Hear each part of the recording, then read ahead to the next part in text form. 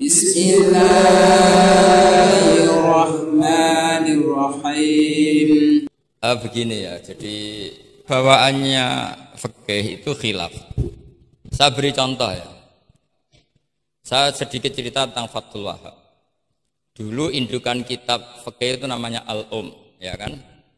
Dikarang katanya, dikarang oleh Imam Syafi'i. Sebenarnya enggak dikarang, diimlakkan.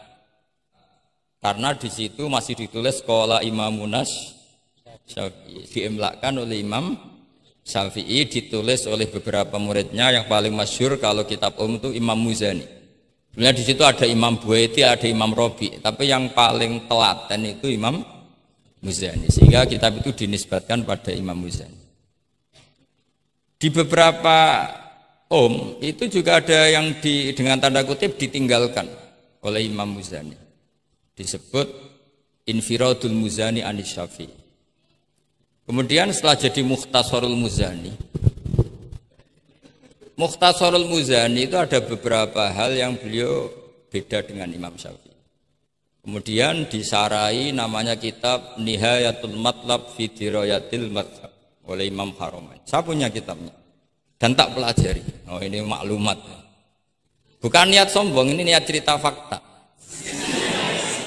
Nihayatul Matlab fi Dirayatil Madhab. Kemudian Imam Haramain punya murid alim allamah yang saat itu belum suka tasawuf.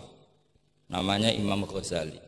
Beliau akhirnya menulis Al-Basit, berhubung Basit gak pati iso mergo kegeden digenti Al-Wasit. Al-Wasit ora pati disinaoni digenti apa? Al-Wajiz. Terus setelah itu diringkas lagi sekaligus ada kritik tertentu, komplain tertentu, disebut Al-Muharrar. Jadi memang syaratnya fikih itu harus ada yang komplain karena nggak bisa final. Disebut apa? Al-Muharrar. Al-Muharrar itu ya sudah dinamain Al-Muharrar yang sudah diteliti oleh Imam Rafi'i. Ada yang komplain lagi ya setengah sarah tapi setengah komplain. Namanya Minhajut Thalibin. Minhajut Thalibin dikomplain lagi di era Syekh Zakaria Al-Ansari. Dari masdar dengan jamak mudzakkar salim diganti manhajut tullab. Ya maknanya sama, minhaj sama manhaj maknanya sama, thalibin jamak mudzakkar salim, tullab jamak taksir.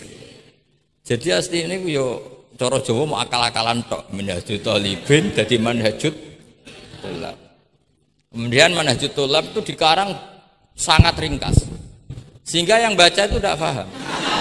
Akhirnya terus manhajut tullab disarai sendiri oleh Syekh Zakaria Al-Ansari. Jadi Fathul Wahhab. Loh alhamdulillah ya masih banyak yang enggak paham. Padahal sudah sarah.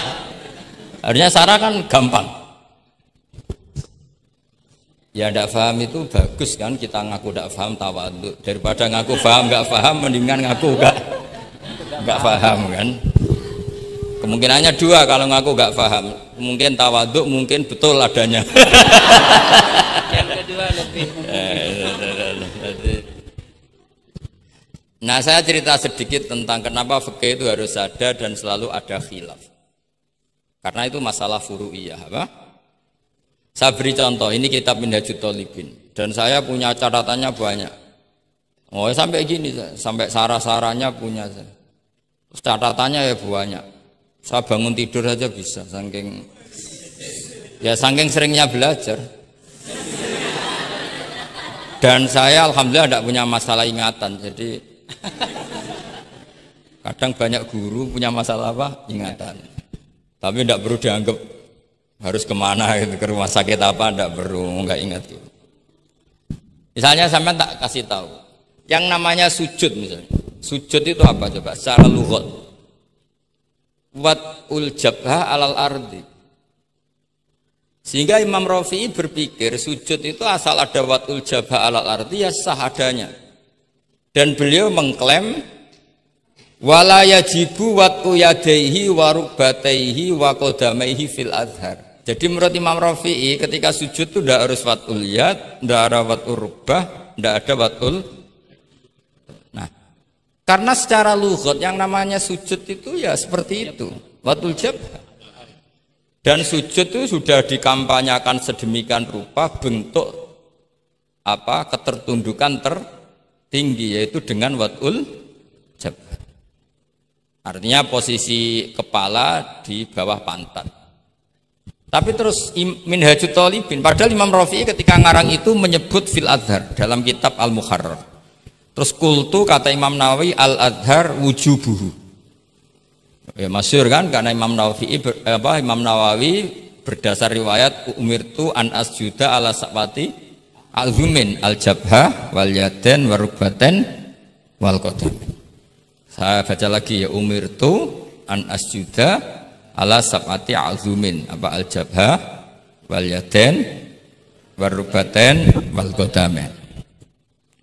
Nah, andekan Imam Rafi'i ketemu Imam Nawawi, kamu ikut kubu siapa? Nawawi kan? Nah, sekarang oke, berdasar riwayat dan praktek guru-guru kita semuanya seperti itu. Kalau sujud melibatkan 7, oke, itu berdasar riwayat dan berdasar perilaku guru-guru kita. Oke, secara sanad kita tidak punya pilihan, pasti seperti itu, ikut guru. Tapi kalau pertanyaannya dibalik, saya ulang, pertanyaannya dibalik. Min asbabir riddah itu adalah sujud lisonamin. Kira-kira kalau ada orang sujud hanya watul jabhah lisonamin, sudah murtad apa belum? Murtad kan?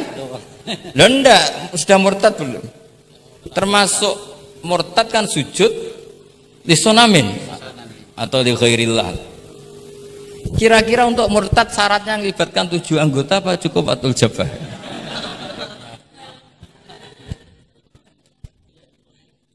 Untuk sah menjadi murtad.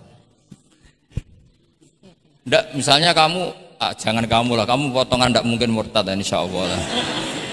Misalnya ada orang murtad dengan cara murtad yang fi'li, contohnya apa? Kasujudin lisonamin. Murtad kan, ingat masih ada 3 kan? I'tiqadi, qauli, fi'li. Yang fi'li contohnya kasujudin lisonamin. Untuk menjadi sah murtad itu nunggu 7 anggota apa salatul jabhah? Enggak jawab, ngawur saja kak, biasanya aja. Udah, enggak usah. Kan biasanya ngawur terus enggak apa-apa. Hati-hati aja tetap ngawur apalagi. Enggak, menurut kamu sudah murtad belum? Ya kan murtad kan? Artinya kalau itu sah untuk menjadi murtad, harusnya juga sah untuk menjadi sujud, karena sama-sama simbol. Sujud watul jabah faqat ya simbol takzim ke Allah setinggi-tingginya. Kenapa menjadi murtad? Karena ini simbol hormat kepada sonam setinggi. Sehingga Imam Rafi'i berpendapat sujud itu tidak harus melibatkan anggota 7. Jadi fikih itu mau tidak mau harus khilaf karena sudut pandangnya seperti itu. Misalnya sopan itu baik. Misalnya saya di sini, kiai kamu saking sopannya itu dodok mulai sana itu bagus. Tapi nak kiaimu apa kepleset terus kue sopan. Sedang kiaimu kesemper lagi dok. Sehingga kita sebagai kiai itu mikir sopan itu bagus. Tapi kalau berlebihan kan tidak efektif kan? Cong aku pengen jedeng tuntun kayak kokono kalau sini tuh kan deprok terus melaku ke sini. Jadi makanya ya kita harus ngeritik juga, sopan berlebihan juga akhirnya ada efektif. Cong sedeng kiaimu tiba mati kayak lagi tok kan gitu kan. Nah, itu fikih. Nah, jadi apa? Khilaf-khilaf seperti itu tidak bisa dihindari.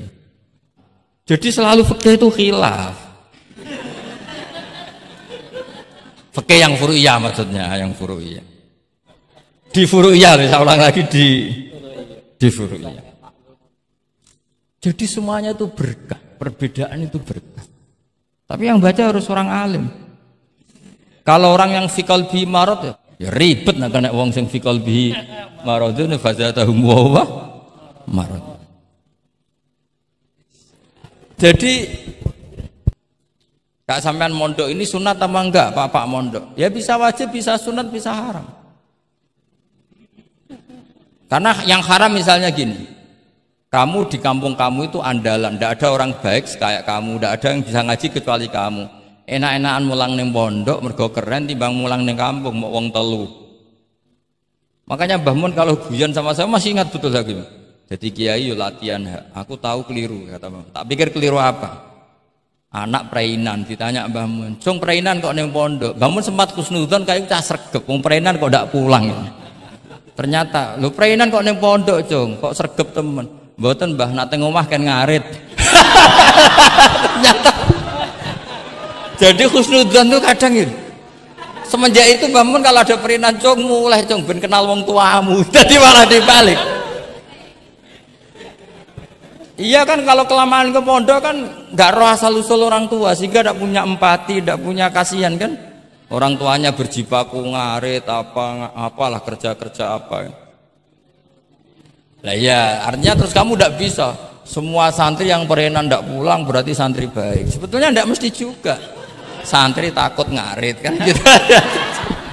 Ini namanya sudut pandang gitu. Jadi masalah-masalah furu'iyah itu tidak bisa tidak seperti itu. Nah, sehingga kita tahu di kitab Mahali atau di kitab beberapa kitab fikih mesti kaul awal, kaul sani, kaul salis dan sebagainya. Karena ini masalah sudut